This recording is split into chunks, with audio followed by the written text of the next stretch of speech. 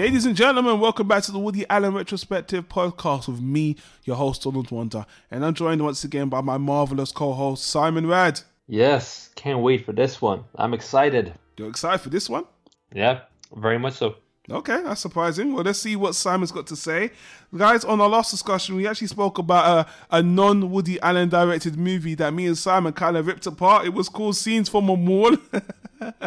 If you want to see that discussion, click on the top right corner of the YouTube card to go back there.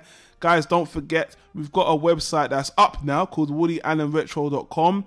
I'll put something on the screen. If you're listening on the podcast on Android, Stitcher Radio, I'll leave a link in the description you can click. So guys, yes, we're on YouTube, but we've got the website. Go to the website, you can comment on the videos. Also, as I just mentioned, you can subscribe to us on the podcast so you can get us any which way. We've made it so easy for you guys. Hashtag WoodyAllenRetro.com. Don't forget, all these reviews we do for the Woody Allen movies are spoiler discussions. We rip them apart, we praise them, we criticize them. We're just two schmucks talking about movies that we love. Woody Allen is our focus right now. And guys, you can get on the discussion. But again, these are spoilers. Don't complain. We're going to ruin the movie for you. If you don't care, listen ahead. We're moving forward to the 90s. And Simon's going to introduce us to the next movie. Oh man, you know how we talked about that after the 80s, Woody seems to kind of finally get out of depression mode and make something that's a little bit more lighthearted and not just look back into the past, try to escape reality. Mm-hmm. Well, here goes this motherfucker. Not only does he go back in time again, but he goes back all the way to the Great Depression, or at least something that's the closest thing to it. We're looking at Shadow and Fog, made in 1991, set in unspecified. At least they don't specify it in the movie. But you can imagine. Imagine the Great Depression in black and white with Shadow and Fog living up to the title.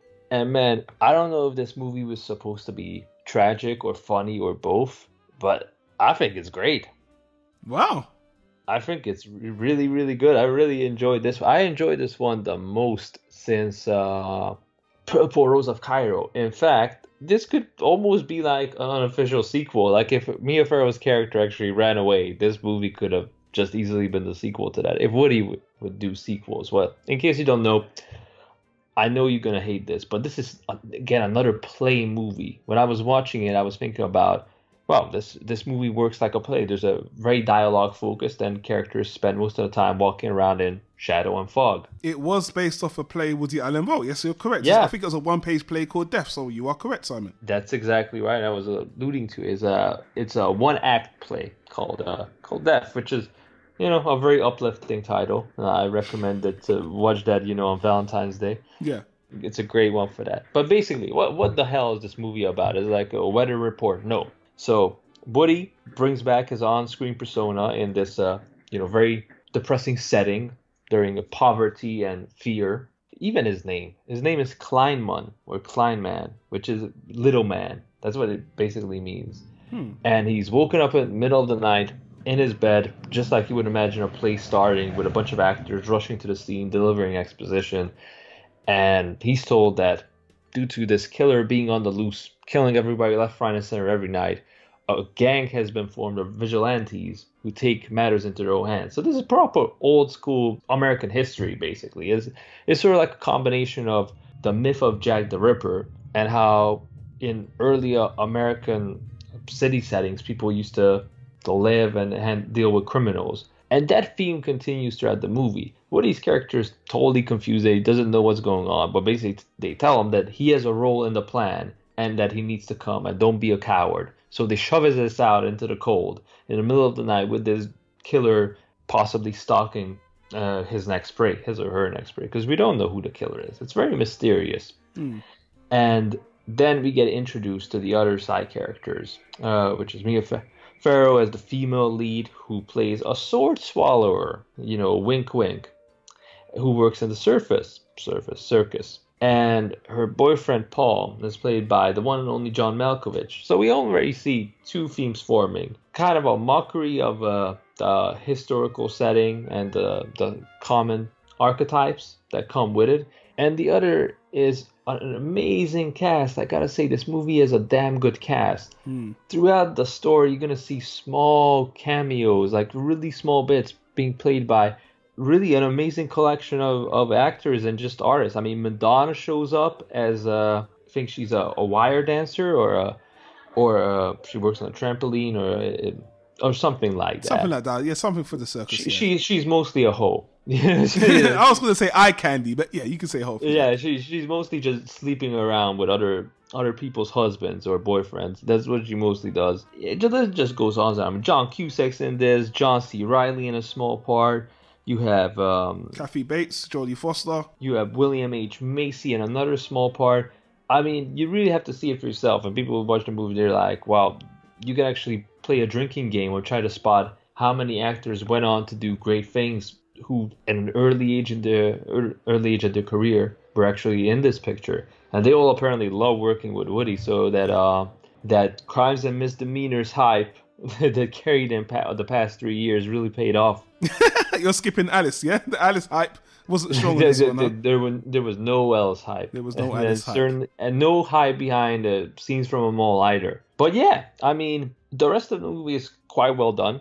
We see Woody's character go through all sorts of trials and get into one weird situation after the other, wandering around in the middle of the night. Mia Farrow's character, no surprise there, she gets cheated on, but in the first 5 minutes, and then she wanders off herself. And then the movie follows the two characters around, first separate, and then when they meet. And they meet other archetypes, we get a little bit of mockery here and there.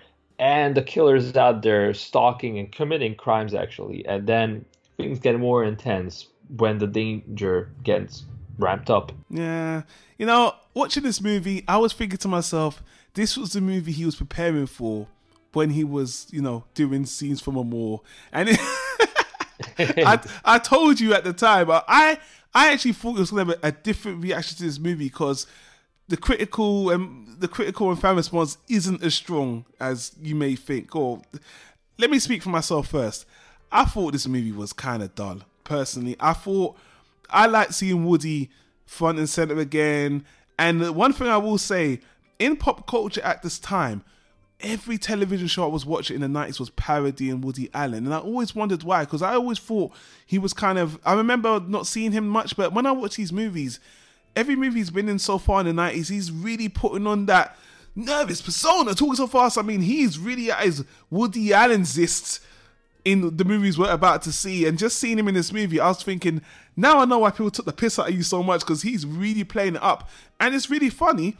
But the movie itself, like you said, Simon, first of all, a lot of the comedy is Woody not knowing his place in the bigger scheme of this vigilante group. What am I doing? And you know the plan. You know your plan. No, you're so silly. And they're just pushing him around. And it's humorous, but it never really got big chuckles out of me. My favourite part of the movie, to be honest with you, is the cast overall and just the interactions. The movie as a big plot with the killer, I just found it kind of whatever. To me, this is kind of a dark comedy. And I don't mean dark comedy as a black comedy. I think they're kind of different. A dark comedy is themed in a very, dangerous setting, and it's all played for comedy though. And there's a lot of things with hookers and prostitutes, same thing. My favorite part of the movie was actually the scenes with the prostitutes, because they have a lot of funny dialogue about their customers, and a lot of I wouldn't say a big chunk of the movie takes part in the prostitutes' place, but it's a lot of scenes in this prostitution house, in this whorehouse, and I just love the dialogue they have with each other. Seeing Jodie Foster there, there's even a scene where Jodie Foster is trying to have sex with Woody Allen, and she even licks his chest. And I love Jodie Foster as an actress. I always had a crush on Jodie. I know it's kind of weird. I always had a crush on Jodie Foster. I don't know why. Maybe because Maverick is one of my favorite movies. She's played such a. I was about to say, because she looked one of her best at Maverick, and you love that movie. So there you go. Yeah, this was her time, and to be honest with you, she just came off one of her most successful movies, Silence of the Lambs, right before this movie. So, people were really falling in love with her. She was great. Look, as you mentioned, the other cast members that we would love to praise so much, they don't even play bigger roles, but they really add to the chemistry of the movie. So funny thing for me is I like watching the actors interact with each other in the movie more than the movie itself, because the plot is very thin. They're just trying to catch this killer. Everyone's running from A to B. They're all interacting with each other. So to me, it's not really about the story. It's all about the interactions. And for that, I think it's a supremely, magnificently well-casted movie. As for the narrative, it's a comedy, so I guess I shouldn't take it too seriously.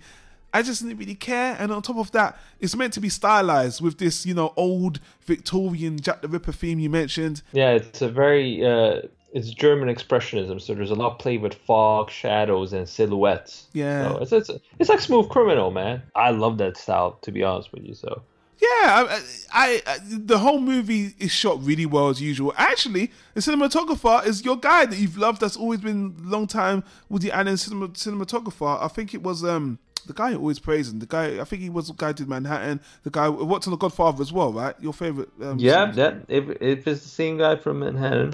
And I'm never gonna criticize the shooting because it looks really well. It's all shot at night. This whole movie was actually shot in studio on soundstage. They built all the sets. None of it shot outside. It's all done on sets, and I appreciate that. But I came away from the movie, to be honest with you, I kind of fell asleep at some parts because, like I said, the comedy was mostly Woody being confused, being pushed from A to B. You do see I like the fact you do see the killer. He has interactions with a few people he kills, and it just seems like a madman. And at the end, they introduce a little bit of magic, which is done for comedy again. But I was kind of like, meh. So for me, I just thought the movie was, I didn't really like it, but I don't think it's bad. But I didn't really think it was as funny as he was kind of going for. I just think it's a very stylized genre movie, which I guess works with a great cast, but I just like the interactions more than the story itself. Well, that's fine. Everybody can be wrong every now and then. You're wrong! No. You're wrong! No, first, you know what actually is wrong? The cinematographer, you were right. Longtime Woody Allen collaborator, but he didn't work on The Godfather. The cinematographer for this one was Carlo Di Palma. Yeah. And he worked on a bunch of movies, but most notably Hannah and Her Sisters, and then Radio Days, September. So those are the Woody Allen collaborations. He also did Blow Up, which is a pretty good movie as well, just to recommend it. Blow Up? Yeah. Oh, never heard of that movie. Okay. But enough of him. He did an awesome job, though. The movie looks beautiful. So that already hooked me. That opening scene in black and white of the dark apartment where Woody's character wakes up, and then we have basically a reverse tracking shot of him walking through the hallway from his bed to open the door. I thought that looked great. I was like, he really stepped up his game with this movie. You can see the accumulative experience he had from the past decade just really paying off, and him really reaching the next level of being a director. Here's the thing with this movie. To enjoy it as much as I did, you have to be an asshole. This is a movie made by assholes for assholes. Woody Allen's character is an asshole, and everybody he surrounds himself with is equally an asshole, minus maybe Mia Farrow. That's the whole point of the movie. The whole movie is a dark comedy filled with mockery and sarcasm. Like, some of the best moments come from this movie of just making fun of stuff from back in the day, like the police being completely useless, like the fact that Woody Allen is this silly character, and then it's the perfect comedy setting for Woody Allen's on-screen persona to be surrounded by people who are so serious, like this damn night patrol. Everybody has a plan, and they're like, we're gonna catch this killer, but nobody knows what they're doing or what's going on. Woody Allen is the only guy who's asking, like, but who's gonna do what? Where are you going? What am I doing here? Then he meets the doctor, right? Who's performing autopsies, and Woody just asks, like, so what are you up to in the middle of the night? He's like, I'm experimenting in the human psyche to discover what is the true nature of evil. I was like, what kind of random ass answer is that? Why don't you just go to bed and sleep? Like, what is he doing? He's like playing Dr. Frankenstein. Then another great bit was when they bust out the telepath, they bring out this dude who's like supposed to have supernatural powers to solve crimes. Yeah. And one of the greatest side characters in the movie is this hype man, this dude that just comes along with him just to praise him, to hype things up. Like, the dude's like, I can smell something, and it's like, oh my God, ladies and gentlemen, you're witnessing a miracle. The great Krostrovsky has never left us down. It's like, and they even frame him where he just walks into the shot in the perfect framing and just delivers this one catchphrase, like, never has a murderer escaped this man's 6 cents or something like it. It's completely cheesy, but it's played up. They even make fun of the church where they have to donate money to a church later on, and then they have to go back to get it. And because of that, first they cross out Woody's name from this list that a police officer is putting together with a priest. I assume it's a list of Jewish people in the neighborhood. And when he donates the money, oh, Jesus forgives you, my son. But then he has to go back to give some of the money to basically a homeless woman with a baby. And of course, Jesus is not down with that. Jesus doesn't support charities. Not only they put his name back on the list, but they draw a giant ass circle around it just to make sure they get his ass later. You know what? You have reminded me of my favorite part of the movie again. And before I get to, I do want to say you did point out that most people are playing this very serious, and Woody Allen's character is the foil to that. There's actually, I think there's one scene, it might have been Woody Allen and John Cusack, where John Cusack was like, you don't take anything seriously, and Woody Allen just kept on making sarcastic jokes on and on and on. And my favorite scene was when Woody Allen was running away from the killer. He runs into his a woman that he was meant to marry, and then and it's like a 10-minute scene of her describing how Woody betrayed her, how they were meant to... He's running away from the mob at that point. Because, of course they're going to start blaming him for being the killer at some point. Yes, that actually, you're right. In there. It was the mob. But when he's in the house with the woman that he done wrong, they slowly break down what he did to her, and he just keeps on making excuses, and he's like, yeah, but then I found you in the closet, and you were naked with my sister. He was like, yeah, but I was just showing her some moves, and he just kept on going on with the comedy, and, she brought out the gun. I'm actually really surprised to see Woody being so comedic and being so lively, so energetic at his age. I'm not going to lie, he's in his mid-50s at this point, and he's really... he put himself in the role, and I think he does really well. But funny enough, like I said before, I think the cast do an absolutely stellar job, and I wish I found this movie more funny. But to be honest with you, I don't know the murder. I don't know what I could have latched onto apart from Woody, because I guess he's the only comedic part. Everyone else is living their lives and just in this really dark and dank place. And I hear what you're saying, and I'm a bit of an arsehole too, but maybe I needed more characters that were arseholes like Woody Allen, because he's not even an arsehole.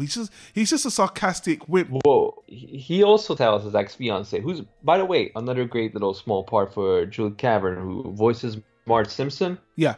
Her unique voice, it's perfectly suited for complaining. You can listen to that woman complain for hours, where he just goes through the list of like, you left me, you were drunk, you cheated with my sisters, and Woody's like, well, how long are you gonna hold that stuff against me? And he was like, she was like, how can you say that? Like I just want an explanation. It's like, I'll give you an explanation. Like, don't blame your sister. It's all me. It's like I really liked you. You're a really nice woman. I just didn't love you. I thought you were pregnant and I was doing the right thing, but I just couldn't love you.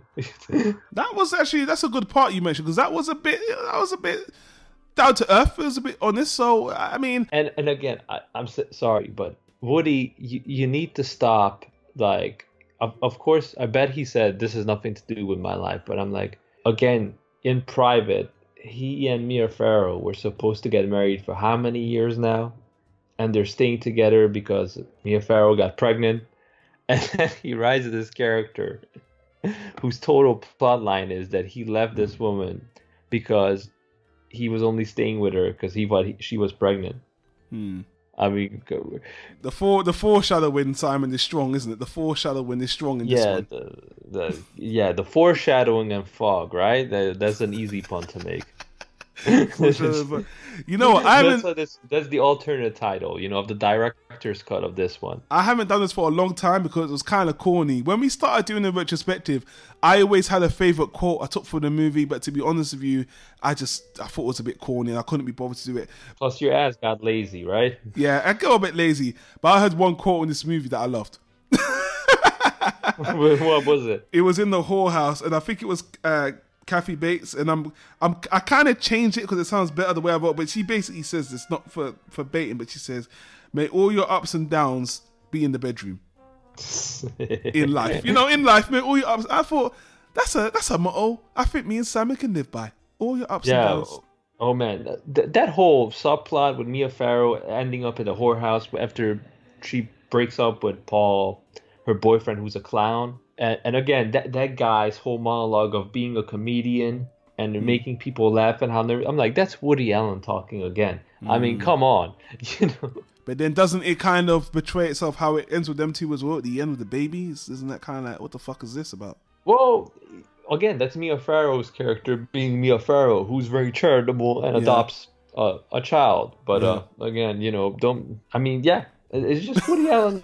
He recycles ideas. I mean, but that's what I like about him, because it's really like him doing a Woody Allen movie with like a crazy ass murder plot twist to it. I really enjoyed it. I mean, one of the best things in this film, to me, one of the best scenes comes out of that subplot with Mia Farrow. It's her boyfriend Paul talking with John Cusack's character, who Mia Farrow actually kind of slept with in a heat of the moment, because she was at the whorehouse. In the heat of the moment, she was heavily persuaded. Yeah, I mean, you know, she was cheated on, she was drinking, and then John Cusack just kept pressing her with this offer, and she said, "Oh, screw it, you know, might as well." Yeah. When was the last time somebody flattered me like this? And money's money. And I'm like, who the hell? Like, if, you know, I was cheated on, and then somebody, like $700 back in the day, I mean, that would be at least 10 grand. 10 grand, exactly what the currency exchange would be. The inflation would be insane. Be enormous, you know, and like a decent looking, like John Cusack, you know, young guy, a decent looking chick walks up to you, is like, will you sleep with me for 10 grand? I would be like, hell yeah, you know. He was another Woody Allen character. I have to say, speaking about the behind the scenes of the movie, he was dying to work with Woody Allen for so long. He actually called Woody Allen one of his heroes. So when he read the script for this, he loved it, and he delivered his role perfectly. He had a small part, not a big part, but the way he delivered his lines, he was like a very ultra romantic version of Woody Allen. The way he was using his lines and whining her, and even after they had sex, the things he was saying about her, he was just really realizing who you really are. It was really romantic, and he's good at that. I know he's always been that guy with the lines, you know. And I really like him in the role. I thought he was great. And, you know, one thing I will say... Best moments. Yeah, he had some of the best moments. Like, not only the ones you mentioned with him talking to Woody or talking about her, but the scene I was alluding to was when him and Paul are drinking, but they don't know each other at that point. Yeah. And they're both talking about Mia Farrow's character, but it's like they're talking about two different women. Yeah. And then the dialogue just switches, and Paul's character realizes that John Cusack slept with his girlfriend, and then he just keeps going on about like, wow, you know, you probably never slept with a sword swallower. It's really an experience. But the poor girl must be dating some schlup who sucks in the bedroom, some poor clown. And I'm like, man.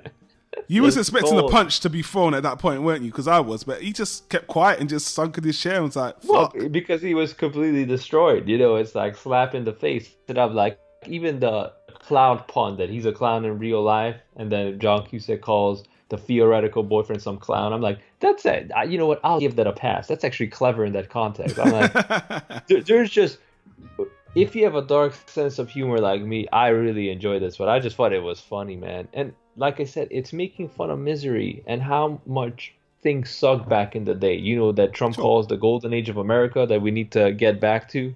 I mean, I love it how the vigilante citizens patrol just turns into a lynch mob immediately. Just a bunch of angry, frustrated guys that can't even get along with each other. Like, half the people that die during the night are actually killed by members of the vigilante group over a disagreement. The vigilante group like breaks into 3 parts, and they nearly have a freaking civil war. And they've been out patrolling for one night. Yeah, they turn out to be gangsters. Yeah, they killed more people than the killer. I'm like, this is just a great metaphor for American politics dating back. It's like Woody Allen just keeps going like, this is a time we should, like, you know, stick together and collaborate. And they're like, collaborate? That guy's an idiot. You know, I could never talk to them. Last thing I got to say about the movie is that the cast is so good. I wish I could see some of these guys. Some of them do. I think 1 or 2 of them do return other movies.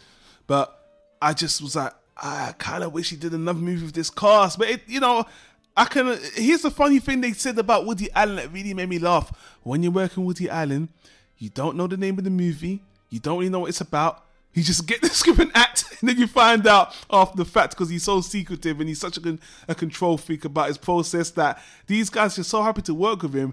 You know, you hear he's in a genre film, and you just based off his previous filmography, like, this is going to be a masterpiece. So I know they were happy, but this is such a different film from his filmography, especially with such a great cast. I wonder if some of them feel like they wish they did a more of a standard drama where they could have got Oscars, because this movie, let's talk about the critical feedback now. Looking at it from the fans and IMDb, Rotten Tomatoes, didn't do well. Another one, it didn't do well in the US and the Western side. It did do very well in Europe and France. I think this and Alice did really well in France because this was the time where Europeans were enjoying the Woody Allen movie a lot more. And you could say, obviously, because we could see a lot of references and homages to that in this movie as well. So not surprised.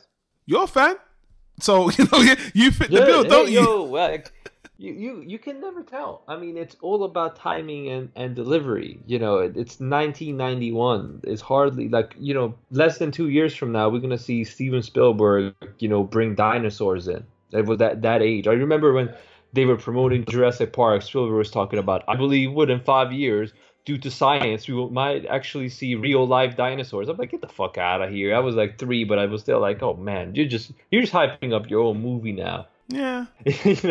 It was a time of blockbusters and, everything escalating out of control, especially with computer-generated effects. I mean, this is, you want to talk about Ingmar Bergman influences, shooting a black and white movie based on a play called Death with, like, minimal action, all dialogue, people walking around confused in a foggy setting, shot in a way that mimics cinematography from basically German Expressionist era. I mean, that is one big tribute to not only Ingmar Bergman, but his influences visually, stylistically, and the era of filmmaking that he dominated, which is the era of misery.